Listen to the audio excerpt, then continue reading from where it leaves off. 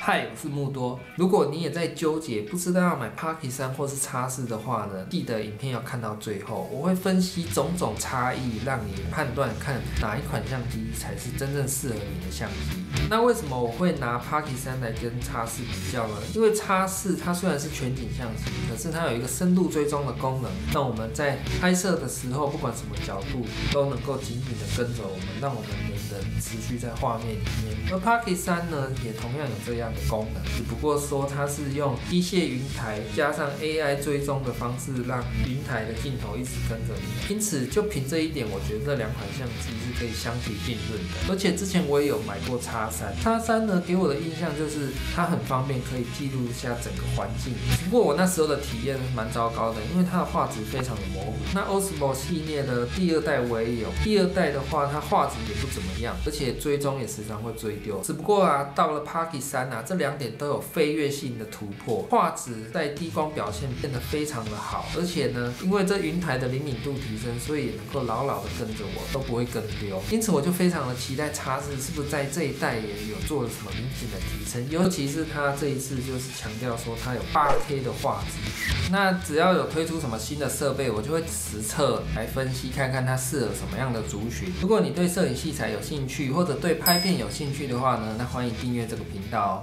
那首先呢，我们就从大家一定最在意的就是价格的部分，我们开始讲起。这个 Pocket 3呢，它的售价如果买单机版的话是17990元，而这个 X4呢，它起价要19958元，在价格上面就差了2000块左右。买相机来讲，并不算是一个很巨大的差异，所以说价格我们勉勉强强可以说是差不多。总之呢，都是不便宜，至少都要18000左右。那再来就是画质，现在是在一个普通的室内，就只有开日光灯。没有开任何的其他灯光，连这个架子的灯我都没有开。这一台呢，首先是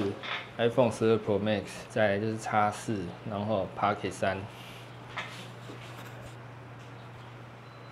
现在我们在开成是360度的全景相机的模式，所以在普通的室内，你只是开这种日光灯的前提下，它的画质是不会太好的。那我们再来开其他的灯看看。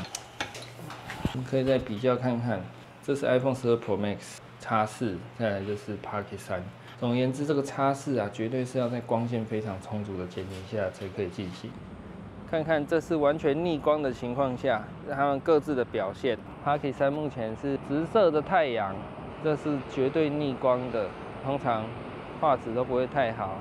就整个黑成一片。那我们这样子扫射一遍。Pocket 3的话，就是要这样子转一圈才可以看到整个环境。那 X4的话呢，它当然就一次性的把它全部都录进去了。我目前开的规格呢 ，Pocket 3它是使用 4K 30P， 然后 Insta360的 X4呢是使用 8K 30P， 然后 iPhone 的话也是 4K 30P， 它们全部都是使用最高规格来进行录制的。那 Pocket 3能够拍着你之外，它还可以稳定的让镜头跟着你，不会跑掉。Insta360呢，它更厉害，它有360度，所以你就是先拍摄后取景。X4我觉得算是一个缺点吧，它的萤幕怎么样就是直视的，除非你是要经营抖音或是 Short 那种要直视的影片，不然的话都是横视。那X4的话，它就一直都是直视的，所以你不能够确定说它变成横视的时候是什么样子。我觉得在构图上是一个缺点。我今天的脸是非常糟糕的状态，因为整个都肿起来，不知道为什么。然后我觉得X4把我拍得特别丑，也可能是因为它的镜头就是很广角的镜头，所以说人脸一定都会造成所谓的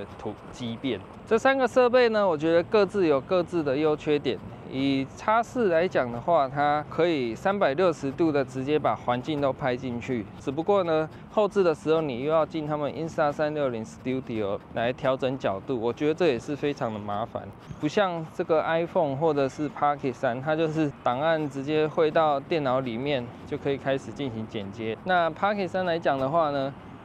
画面因为是机械3轴，所以也能够拍摄到非常稳定的画面。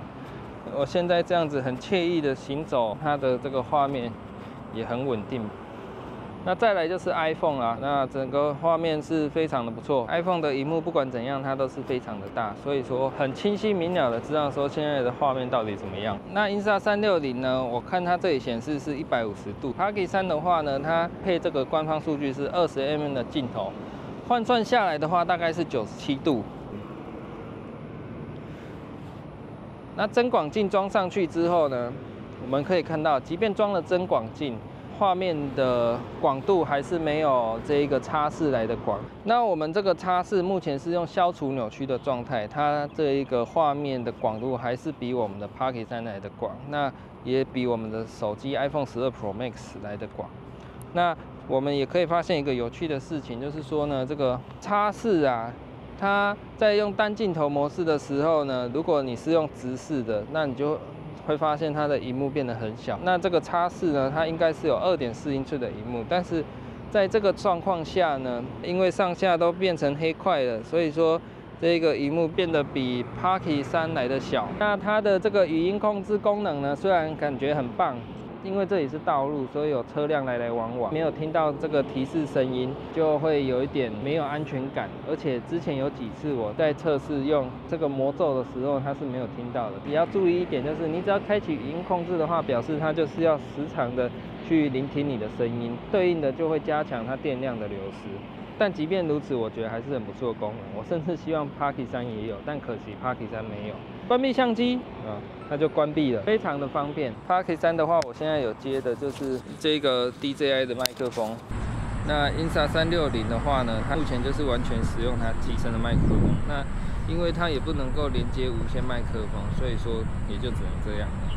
它虽然可以支援蓝牙耳机、遥控器，但是那只能够方便在语音操控的部分，它并不能够说透过这一些装置来进行收音，所以说这样子的话也蛮可惜的。那当然你也可以直接接线来讲话，但是接线的话，我觉得那又会装一堆奇奇怪怪的东西，它怎么样都不如 Pocket 3直接用蓝牙麦克风来的好。那接着说下去，X4它同时也有一个优势，就是它可以防水，它呢能够裸机这样子直接下水到深10米的范围。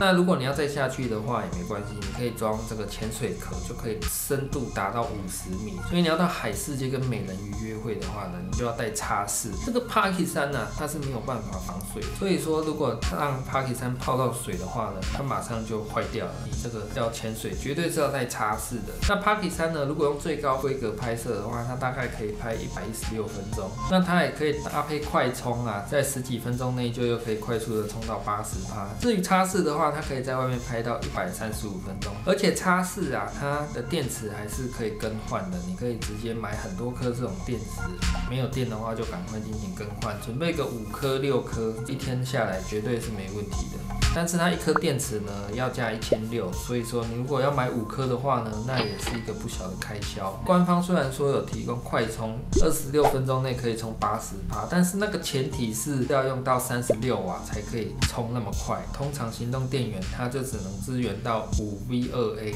就是10瓦。官方说36瓦在26分钟就可以充80%，然后也说9V2A 在55分钟就可以充满。那么换算下来的话，我们5V2A 大概就是要86分钟左右才可以充满。所以你要充一颗电呢，你大概就要耗掉将近1个半小时的时间。所以你出去玩，如果是要录一整天的话，一颗电池是绝对不够的。所以终归一句，X4它就是一个很有创意的新朋友，它就古灵精怪的，你也可以看到它的这一个官方 APP 里面有各式各样的特效，你都可以去玩，什么小行星啊，什么巨人啊，什么缩时啊，星轨，你只要按照它上面的要求去录那一段素材，这样一步一步的操作就可以获得那些有趣的效果，很酷、很炫、很有趣，但是用到的时机点其实并不多。我们去外面拍 Vlog 好了，这些有趣的效果可能都用不太出来，因为它太有趣了，反而变得有点滑稽。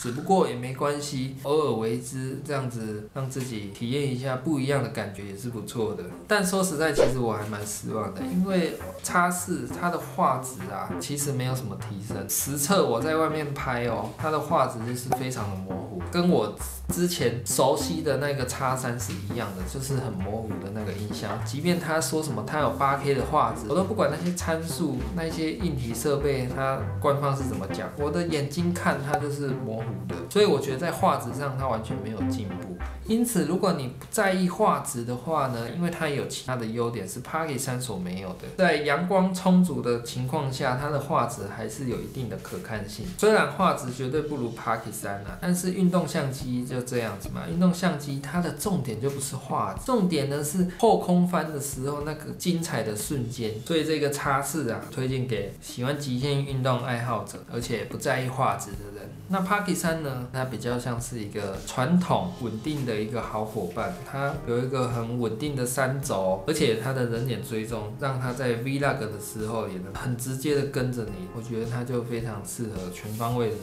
不管是你要拍微电影，甚至也可以，因为它的画质真的很好，它夜间的表现也非常的优异，确保画质好的前提下，又能够有一个稳定的拍摄。那以上的对比啊，希望能够对你在选购上面有一些不一样的启发，让你能够买到真正适合自己的设备。那只要有什么新的设备呢，我也会尽可能的去把它拿来实际的做评测，跟大家分享，看它适合什么样的族群。所以你对摄影器材有兴趣的话，还没订阅，建议你赶快订阅。那或者你听下来觉得 Pocket 3跟 X4好像都有点复杂，也没关系。如果你还是很想要拍片，那也欢迎你领取我写的用手机就能拍，那是一个自媒体的启动指南。你不一定要买到这些设备，你就可以开始启动你的自媒体之旅。它上面有一些免费的器材选购建议，那也有万用的内容开发公式，让你知道要怎么拍，也知道要拍什么。那如果你在拍片上有任何问题的话呢，也欢迎加我的 LINE， 可以直接问我，我每天都会进行回复。